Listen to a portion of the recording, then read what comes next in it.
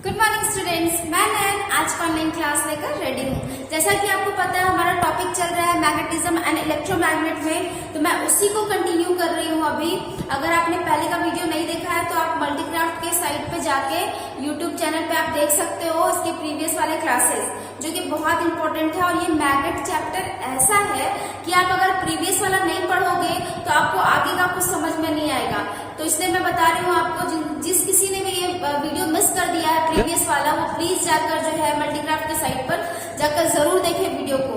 ठीक है, आज जो मैं बताने वाली हूँ आपको टॉपिक से पता चल गया होगा, ये है difference between permanent magnet and electromagnet के बारे में। तो मैं आपको बताऊंगी आज कि अंतर क्या होता है इलेक्ट्रोमैग्नेट और आपका परमानेंट मैग्नेट के बारे में। तो मैंने जैसे कि पहले आपको कहा था कि परमानेंट मैग्नेट और इलेक्ट्रोमैग्नेट क्या होगा, ये दोनों की परिभाषा अगर आप जान जाओगे क्लियरली तो आपको जो है डिफरेंस बताने में जो है जरा भी दिक्कत नहीं होगी। आप क्लियरली बता सकते हो बिना रटे बिना याद किए थे। क्लियर है?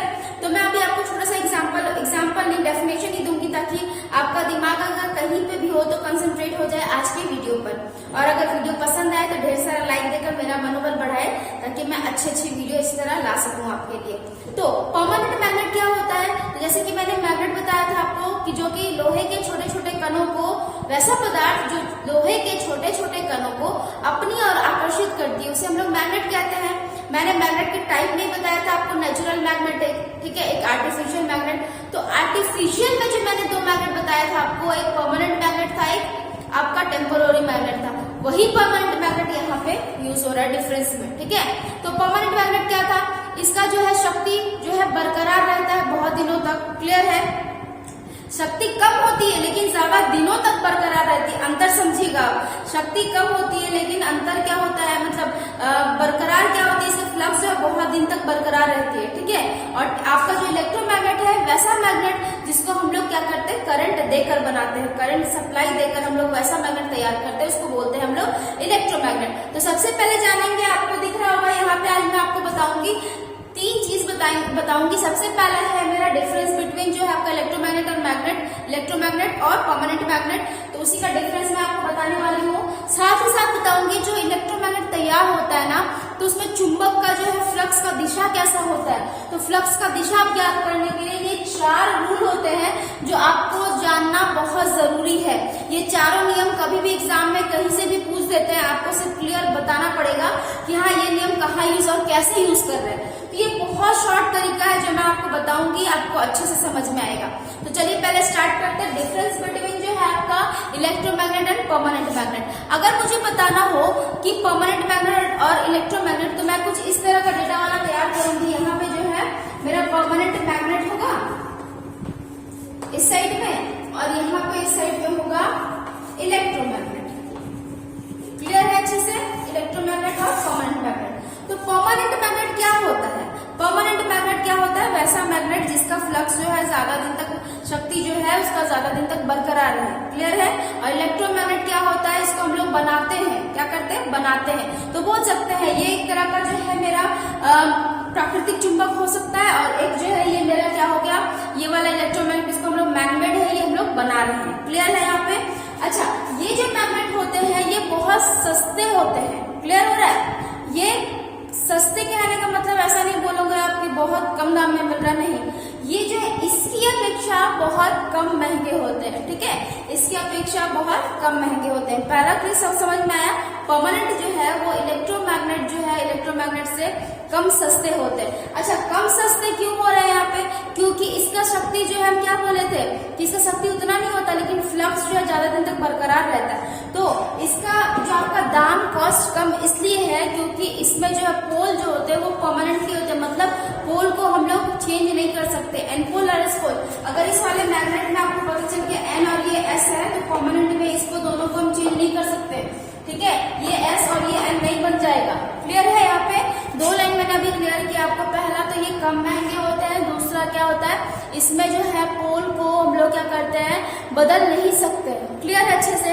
तीसरा, इसमें शक्ति बहुत कम होती है इलेक्ट्रोमैग्नेट के कंपैरिजन में। इलेक्ट्रोमैग्नेट के कंपैरिजन में इसमें शक्ति बहुत कम होती है, इसीलिए जहां भी शक्ति कम हो वैसा जगह इसको यूज किया था। छोटे छोटे जो है जनरेटरों में आपका।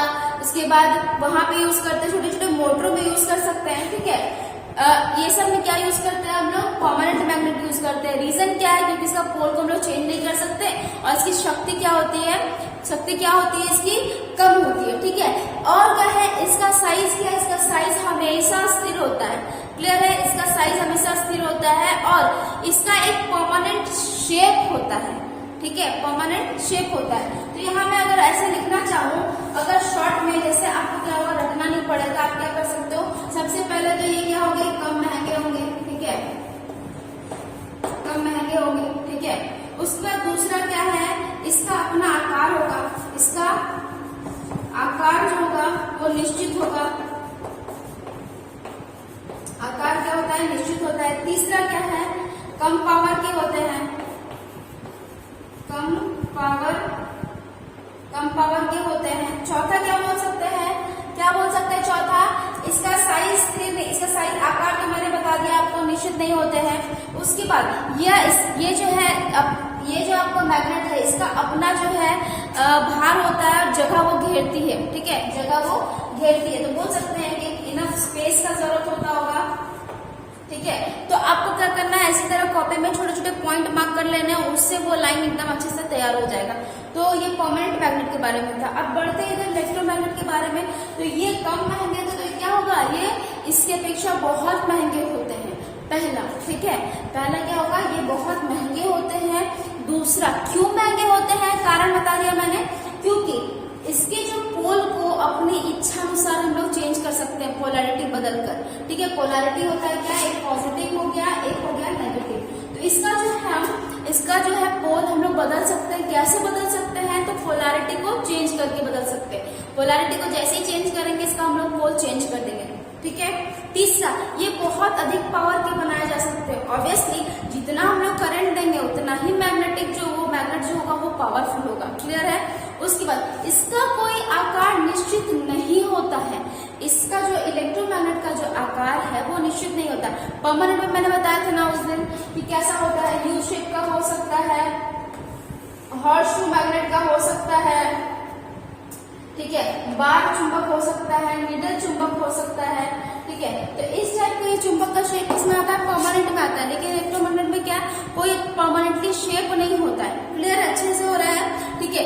ये जो है, इसका यूज जो इलेक्ट्रोमैग्नेट का, इसका यूज करते हैं जनरेटरों, मोटर, ट्रांसफार्मर वगैरह में। लेकिन यहाँ पे भी आप बोलोगे कि मैम ये तो आपने बताया कि जनरेटर मोटर में यूज करते हैं, लेकिन ये कम पावर का जो जनरेटर होगा वहां यूज करेंगे। लेकिन यहाँ पे जो ज्यादा पावर का जनरेटर होगा, मोटर होगा, ट्रांसफार्मर होगा, वहां किसका यूज करेंगे, इलेक्ट्रोमैग्नेट का यूज करेंगे। तो देखा आपने, एक अगर अच्छे से आप पढ़ लोगे, सिर्फ परमानेंट मैंने अच्छे से बता दिया, तो उसका जस्ट रिवर्स करते जाना है, आपको पता चल जाएगा कि दोनों के बीच में क्या डिफरेंस हमको मिल रहा है, ठीक है। तो फिर से एक बार बता रही हूँ क्लियरली, आप जो है कोशिश करेंगे अच्छे से कि दिमाग में बिठा ले, बिना याद किए हुए। सबसे पहला क्या, परमानेंट मैग्नेट में क्या होता है, परमानेंट मैग्नेट में होता है आपका, ये कम पावर के होते हैं, ठीक है, कम पावर के होते हैं। दूसरा, ये जो है कम महंगे होते हैं।